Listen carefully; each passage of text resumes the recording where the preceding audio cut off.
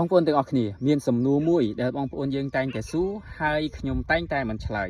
នៅពេលដែលខ្ញុំធ្វើការដាំដុះហើយបងប្អូនបានឃើញដំណាំដាំដុះរបស់ខ្ញុំបានឃើញបន្លែរបស់ខ្ញុំមានផ្លែមានផ្កា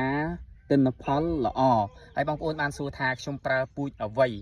នេះជាសំណួរមួយដែលខ្ញុំតែងតែមិនឆ្លើយហេតុអីបងប្អូនដោយសារក្នុងការដាំដុះរបស់ខ្ញុំអត់ប្រើពូជក្រុមហ៊ុនមួយហ្នឹងដដែលរហូតនោះទេបាទមានន័យថាវគ្គនេះខ្ញុំដាំពូជផ្សេងវគ្គក្រោយខ្ញុំអាចដូរទៅពូជផ្សេងវគ្គក្រោយទៅមួយទៀតខ្ញុំអាចដូរពូជផ្សេងមួយទៀតហើយការដូរនេះខ្ញុំចំណាំខ្ញុំសម្គាល់ថាពូជមួយហ្នឹងខ្ញុំដាំរដូវណាផ្លែផ្កាល្អដាំពេលណាដាំខែណាអាកាសធាតុយ៉ាងម៉េចផ្លែផ្កាល្អទោះបីនៅលើសម្បកកញ្ចប់ក្រុមហ៊ុនបញ្ជាក់ថាដាំបានគ្រប់រដូវដាំបានពេញមួយឆ្នាំក៏ដោយហើយមួយវិញទៀតក្នុងការដាំដុះខ្ញុំកម្រនឹងដាំពូជក្រុមហ៊ុនតែមួយដាំតែមួយមុខនឹងណាឧទាហរណ៍ដាំតែសក់ខ្ញុំកម្រដាំតែពូជក្រុមហ៊ុនមួយណាជាទូទៅយើងដាំពីរក្រុមហ៊ុនឬក៏3ក្រុមហ៊ុនលាយចូលគ្នាអញ្ចឹងឯងដែលបងប្អូនតែងតែសួរឲ្យថាខ្ញុំដាំពូជអីហ្នឹងខ្ញុំកម្រនឹងឆ្លើយនៅសំណួរមួយនេះបាទអញ្ចឹងបើសិនជាបងប្អូនអ្នកដាំពិតប្រាកដបងប្អូនអាចស្វែងយល់ថាក្នុងការដាំដុះក្នុងការជ្រើសរើសពូជបងប្អូនគួរជ្រើសរើសពូជរបៀបណាគួរជ្រើសរើសក្រុមហ៊ុនណាដាំនៅរដូវណាដាំនៅពេលណាទីតាំងរបៀបណាហ្នឹងគឺបងប្អូនអាចនឹងសិក្សាស្វែងយល់ដោយខ្លួនឯងបានបាទដោយសារអញ្ចឹងឯងបើសិនជាខ្ញុំឆ្លើយថាឃើញទិន្នផល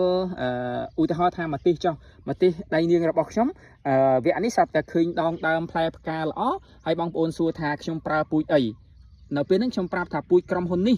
ហើយបងប្អូនទៅទិញក្រុមហ៊ុនហ្នឹងដែរប៉ុន្តែមិនមែនដាំពេលជាមួយគ្នាដែលខ្ញុំដាំទេអាចដាំនៅពេលក្រោយនៅអាកាសធាតុផ្សេងរដូវផ្សេងផ្លែផ្កាដងដើមអាចនឹងផ្សេងពីអ្វីដែលខ្ញុំបានដាំនេះឯងដែលខ្ញុំតែងតែមិនឆ្លើយនៅសំណួរបងប្អូនដែលសួរថាខ្ញុំដាំពូជអីហ្នឹងនៅពេលដែលបងប្អូនបានឃើញដំណាំដាំដុះបន្លែបង្ការខ្ញុំល្អហើយសួរខ្ញុំដាំពូជអីហើយខ្ញុំតែងតែមិនឆ្លើយនៅសំណួរនេះទេអញ្ចឹងបងប្អូនអាចស្វែងយល់ទាំងអស់គ្នាអំពីការជ្រើសរើសពូជឲ្យសមស្របក្នុងការដាំដុះរបស់បងប្អូន